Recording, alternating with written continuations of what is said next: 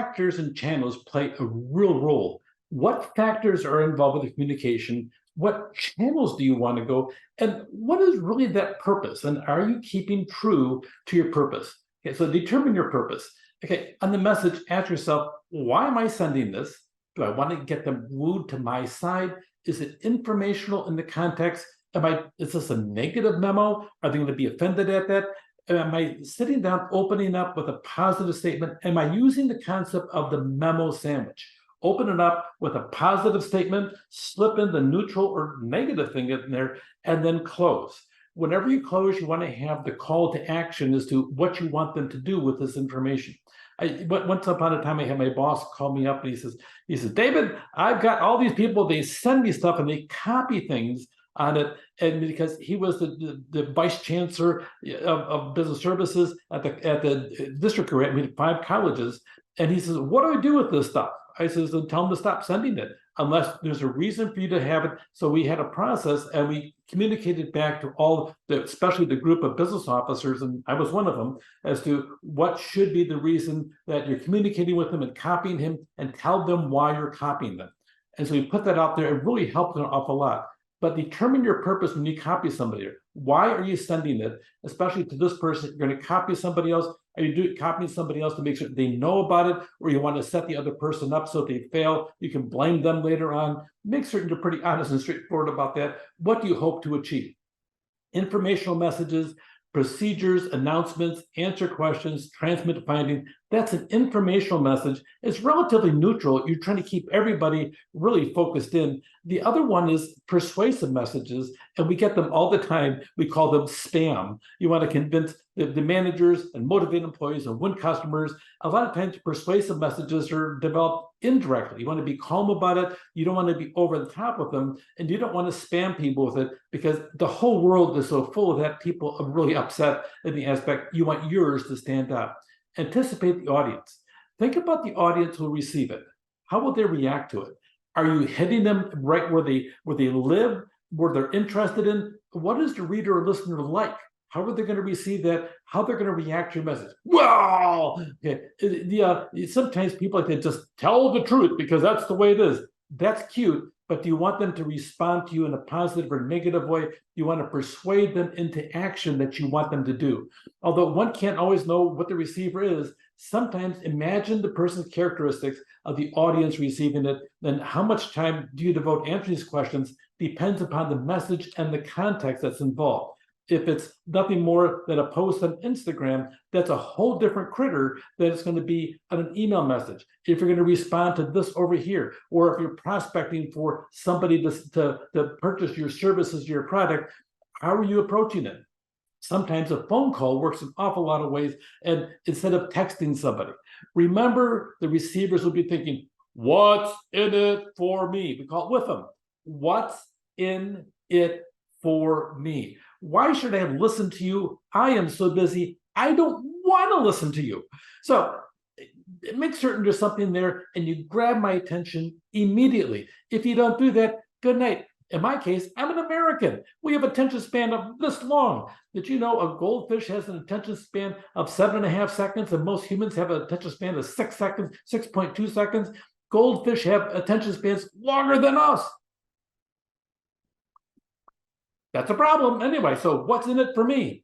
The primary audience, who's the real listener there? What's your relationship with that person? How much do they know? What's their education, belief, cultures, and abilities? And yes, all those things matter about your messaging, because if somebody has this level, you're going to address it this way. If they're going to have this, you address it this way. It's called business. You want to make certain your message is reaching those people.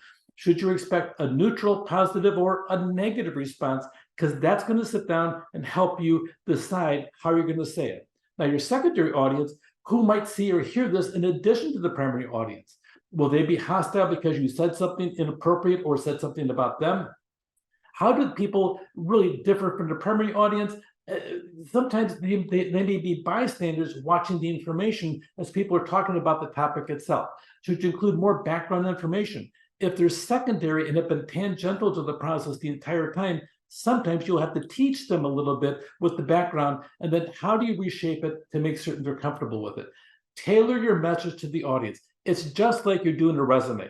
If you're going to send a resume to 25 different companies, you need to pay attention to the job posting at each company and customize it for that company. We'll talk about that later on. But in this case, you want to tailor your messages for that audience is looking for this type of person to do that. You may have exactly the same job as this company over here, except the interest of this company may be on some skills that are not used in this other one over here, even though they have the same job title. The same thing happens with your message trying to sell a product. If you're trying to sell a product to this audience, you need to tell your message to a different audience. If it is a different audience, what is that needs? Are they the same as audience 1 or audience 2? Are they the same? Is what language is appropriate? Should you explain the background? You need to teach a little bit. Should you be formal or different? Hey, it's good to see you, dude. Okay, so how will your audience respond to it?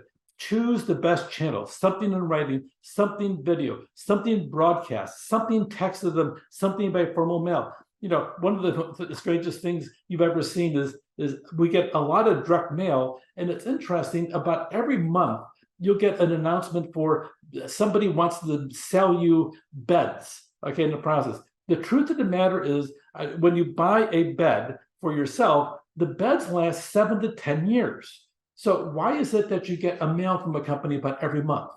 Well, the issue comes down to is they don't know when your 7 to 10 years is up. They want to be there in the first one there. So even though they're spamming you in a way, not so much on texting, but they're spamming you with mail, okay, they want to be the ones there when you make that decision. I think I'm going to buy a bed now. So you go out in that 7th year or 8th year, you buy a bed. They want to be that person. So they sit down, so they send direct mail. And by the way, it still works. The best channel, look in the technology, the importance of the message, how fast.